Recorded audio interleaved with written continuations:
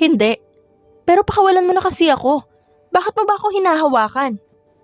Does it hurt? Nag-aalalang tanong ng lalaki na nagpalundag sa puso niya. Saka lamang nagbalik sa wisyo si Sarah. Nang lumuwag ang pagkakatangan ng lalaki, ginawa niya itong oportunidad upang suntukin sa panga ang binata. Napaluhod si Dalton sa lapag dahil pakiramdam niya ay natanggalan siya ng panga sa suntok ng babae sa kanya.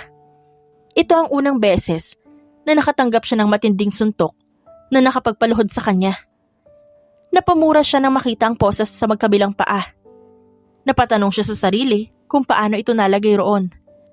Nag-angat ng tingin si Dalton at bumungad sa kanya ang nakangising mukha ng babae. Sorry talaga, Pogi. May gusto lang talaga ako makuha rito.